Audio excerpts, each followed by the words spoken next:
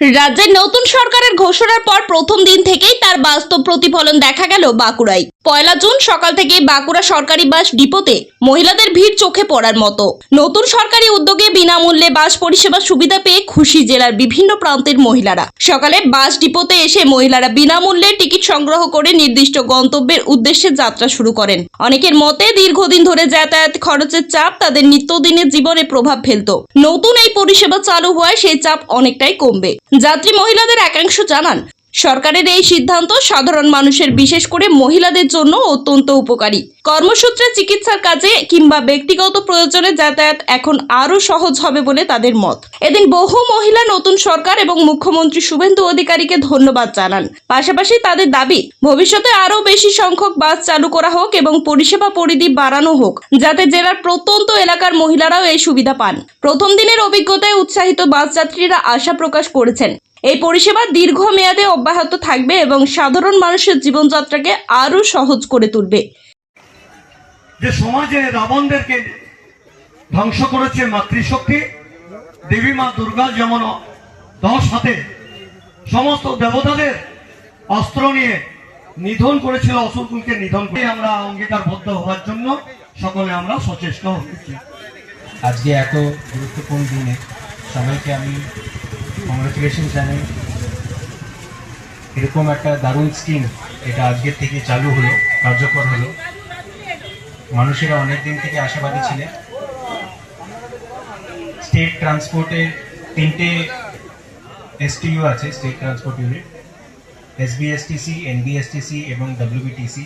এই সকল বাসেই মহিলাদের জন্য নিঃশুল্ক পরিষেবা আজকে থেকে চালু হচ্ছে।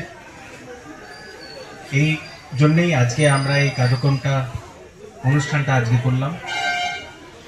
আশা করছি এটাতে মহিলাদের পরিষেবায় আরো সুবিধা হবে, ওনারা উইমেন এম্পাওয়ারমেন্টের জন্য এটা লাভদায়ী হবে, আর আমাদের সমাজের আরো একটা উন্নত জায়গায় যাওয়ার জন্য আমরা যেতে পারবো।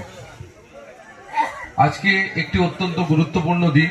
আপনারা জানেন যে আমরা মহিলাদের এম্পাওয়ারমেন্টের জন্য, যেরকম ডিএম সাহেব বললেন, যে পশ্চিমবঙ্গ সরকার আজকে যে স্কিমের সূচনা করতে চলেছেন বা সূচনা করছেন, তার জন্য আমি প্রথমেই যারা এসবিএসটিসি বা ট্রান্সপোর্টের যারা এখানে রয়েছেন তাদেরকে ধন্যবাদ জানাই মিডিয়া বন্ধুদের যারা এই কর্মসূচি মানুষের মধ্যে পৌঁছে দিচ্ছেন, এবং সর্বোপরি ধন্যবাদ জানাই আমাদের পশ্চিমবঙ্গ সরকার এবং মাননীয় মুখ্যমন্ত্রী, যার নেতৃত্বে আমরা এই স্কিমটা মানুষের কাছে, মানুষের জন্য যে স্কিম চালু করা হচ্ছে, তার জন্য আমরা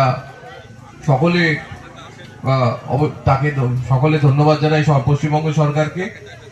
আজকে এর মধ্য দিয়ে যে শুধু মহিলাদের চলাচল সহজ হবে তা নয়, আপনারা দেখবেন যে বিভিন্ন জায়গায় মহিলারা খুব সহজে পৌঁছে যেতে পারবেন এবং তার মধ্য দিয়ে তাদের মধ্যে যে কনফিডেন্স বাড়বে, সেটা আমাদের কোথাও না কোথাও, আমরা যেটা মহিলা সুরক্ষার কথাও সরকারের পক্ষ থেকে বারবার বলা হচ্ছে, সরকারি বাসে চলাচলের মধ্য দিয়ে আমার মনে হয় কোথাও না কোথাও সেই মহিলা সুরক্ষার কথাও আরো বেশিভাবে সুনিশ্চিত করা হবে।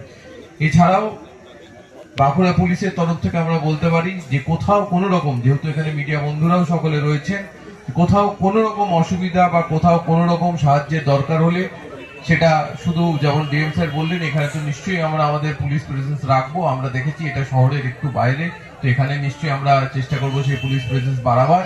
কিন্তু শুধু এইখানে নয়, আপনাদের মধ্য দিয়ে আমরা মানুষের কাছে জানাতে চাই যে যে কোনো জায়গায়, যে কোনো অসুবিধায় যদি পুলিশের সাথে যোগাযোগ করা হয়, আমরা আশা করি সেই পরিষেবাটা আমরা দিতে পারবো।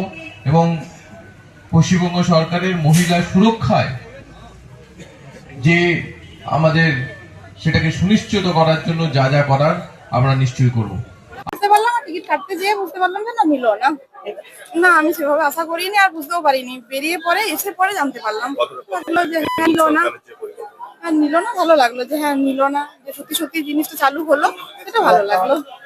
টিকিটটা কাটতে যেয়ে বুঝতে পারলাম যে জিজ্ঞেস করলো যে কজন কি যাবো। হ্যাঁ চাইলো, একটা আধার কার্ড চাইলো ইয়ে করে, আর সেটা কারণবশত আমার কাছে ছিল বলে আমি দেখাতে পারলাম না। আমি কি জানি কি হতো সেটা বুঝতে পারছি না। আপনি পরে পরে বুঝতে পারা যাবে যে কতটা কিরকম কি হলো। মানুষের ক্ষমতা এটা খুবই ভালো উদ্যোগ, মহিলারা ফ্রিতে যেতে পারবে। সব দিতে হবে আর আপনার নাম? আমার নাম জেসমিনা খান। ব্যুরো রিপোর্ট, জেলার বার্তা নিউজ।